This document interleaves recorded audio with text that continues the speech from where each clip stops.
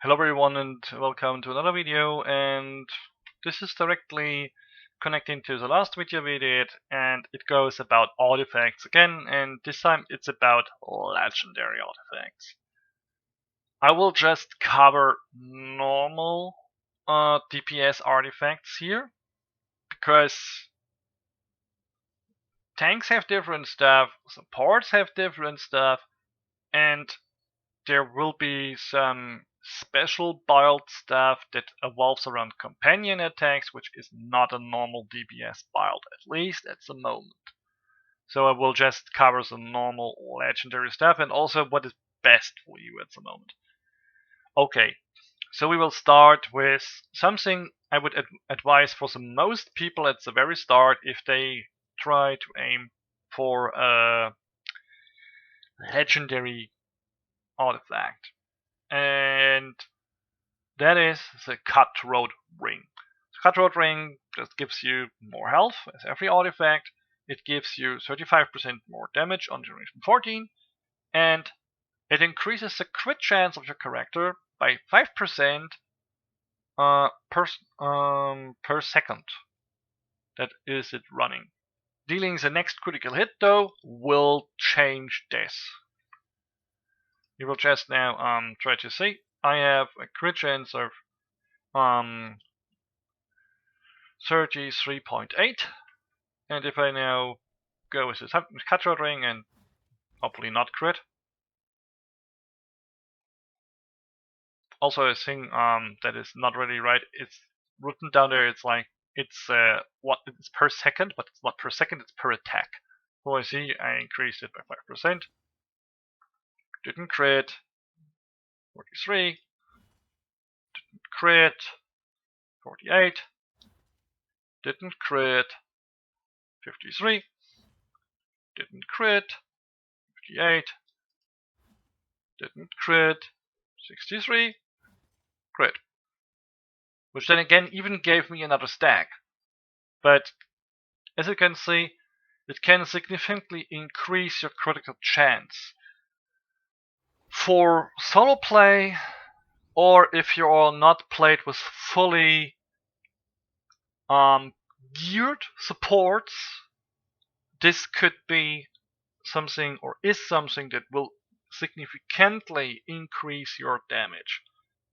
Because it kinda makes it impossible for you at about 5 hits to not crit, because you have a base chance of around 30, and then get up to 80, and then pretty much the chance that you're not critting would be, let's say, unlikely. So this will increase your damage significantly. So it's advised for new players, especially for players that spend lots of time solo, to use this, because it increases your damage performance overall and on all levels.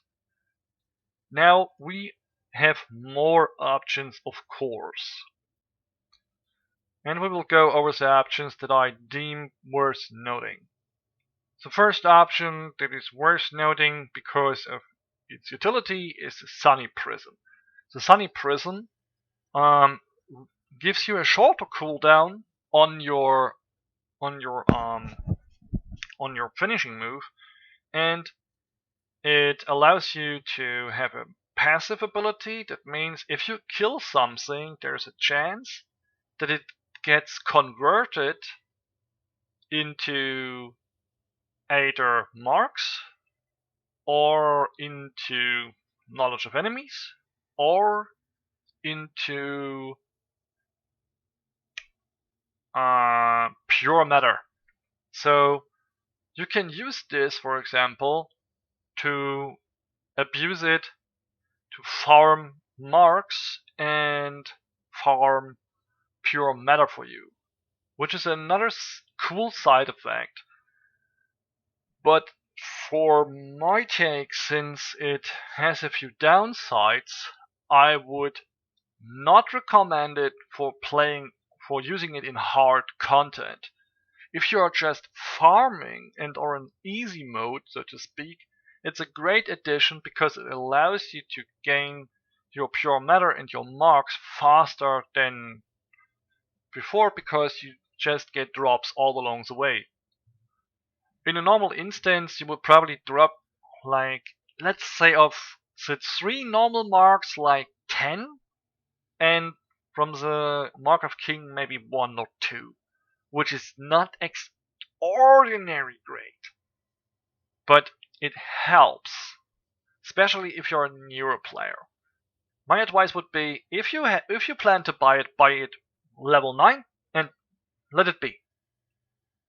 I know the damage increase and whatever may be lacking, but at the end it won't be benefiting you as much. And also, now to a big downside, your finisher gets replaced with a special finisher that makes it that if you finish someone, it always gets converted to something.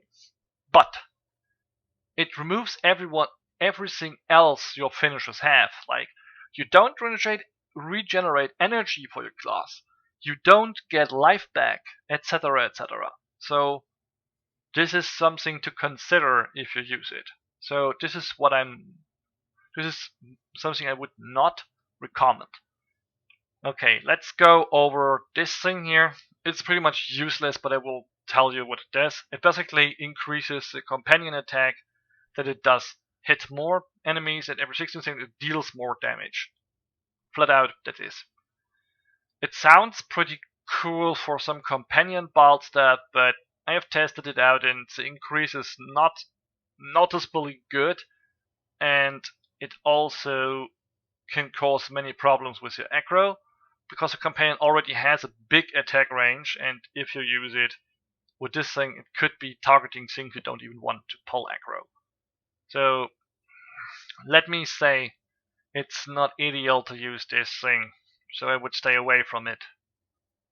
The next thing, for a DD at least, I would stay away from it, is Aegis of the Ocean. This is, despite the fact that it increases damage, a tank artifact, because it gives you extra heal from healing orbs and a shield. As it maybe sound a good option to you, like, I'm a DD and I need to stay alive, it's not benefiting you as much, because you are either too far away to pick up health globes, or you are a mini DD, and even then your heal orbs should be at your tank's disposal, not at yours. You should avoid damage. You're a DD. You are not meant to be the beefy shit that stands in the full fire AoE of the boss and laughs in its face. As it maybe sounds appealing to some, it's not something we want as a DD, so stay away from it. There's something I mentioned in another video. This thing is one of the few legendaries it can drop, and it's crap. Just saying, it's crap. So, next thing, what is useful for you?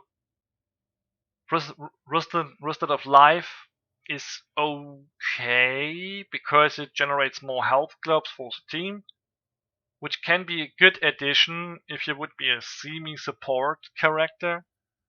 I think this can go well on a Sound Weaver or something, if it doesn't use anything else. So, yeah.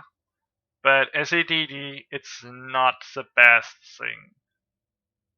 So, now let's come to another option that is available. It's Glyph of Despair. This one, at first glance, looks relatively good because it restores health, gives you extra damage on a disposal, and it stacks up, right? Well, no. Firstly, after reaching the max stacks on extra damage, you don't get healed anymore. And the next thing is that this thing has a bigger use in PvP than it has in PvE. It's not the worst artifact you can use, but it's also not the best. So, the Viper wristlet. This one is a special case, because despite the description, it can be used by more than just a support. The supports have an advantage on it, and I will tell you what. But now let's go with the function itself. The function itself is every 90 seconds, if you or one of your allies, this is when you're a support, in your support area, if you're just a DD, you don't have a support area, get below 15% HP, you get a shield that reduces the incoming damage by 80% and heals you up by 30%. So you're near 50% again if this thing ends, you don't take too much damage extra. Which sounds nice, is again something that would probably only have an effect if you're playing in PvP, because then you don't have to worry about group cooldowns.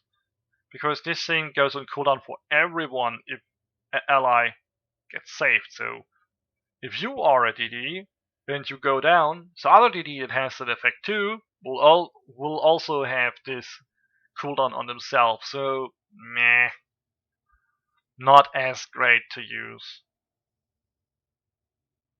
Now we come to, let's say, the highlight at the moment, and this is the vulnerability detector.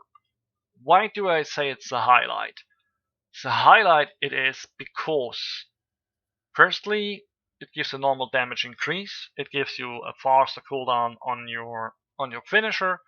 But what it also does is looking for the enemy health.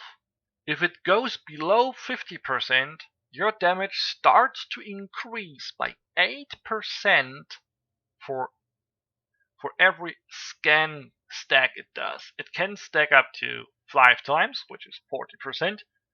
And if you combine it with your normal damage increase, you are at 75% damage increase when it's below 50% and you have 5 stacks.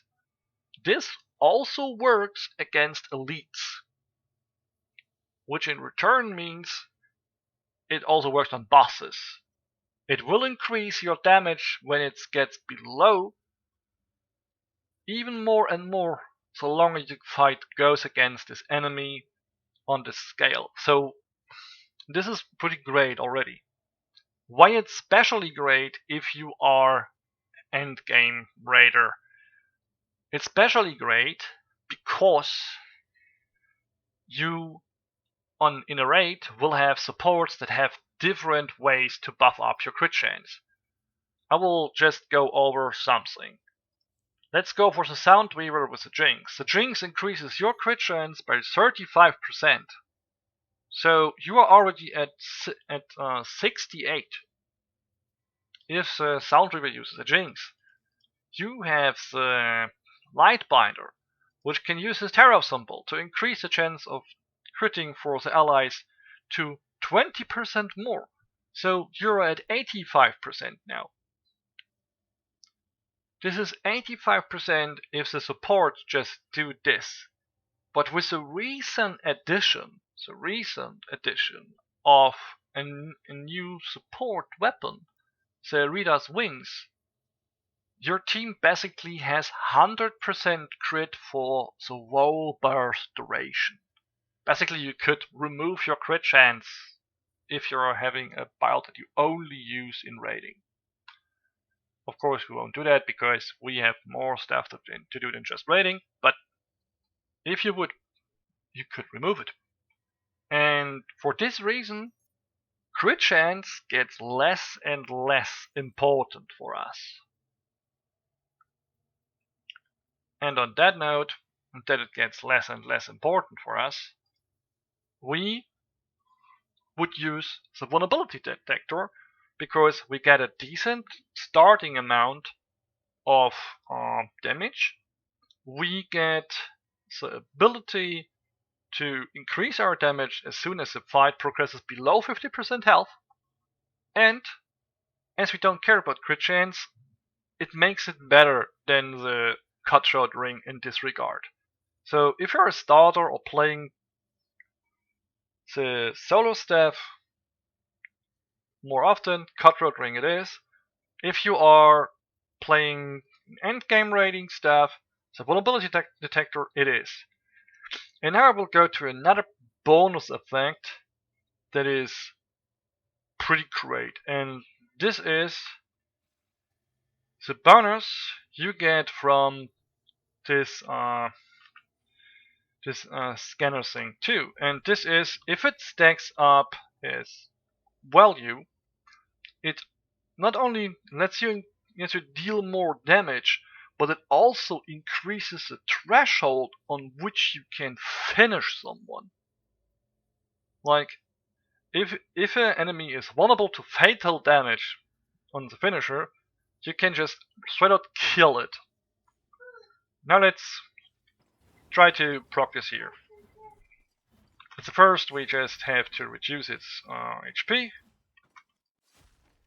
And now we will just go down on it. So, okay, now it increases its damage. I don't want to attack much further because it's not as beneficial to us if the singular. But now you see, I can't finish it. I cannot finish it at the moment. It's at 36, still cannot finish. It's now 34. It is enforced. It has now 5 stacks. Can finish it. To attack it again. Now 5 here. Suddenly, at 5 stacks, I can finish an elite at still 30% health. So remember, at 5 stacks, I could finish him at about 30% health. Now let's go for cutthroat. Oh, damn it. But, well, we go back. Let's see, he has 6% health now. And presuming our 20-second cooldown is long over, I can still not finish him. I would need to get him even lower, which is difficult. 1%. At 1% I could finish him. With a detector, I could finish the elite on 30%, which is massive.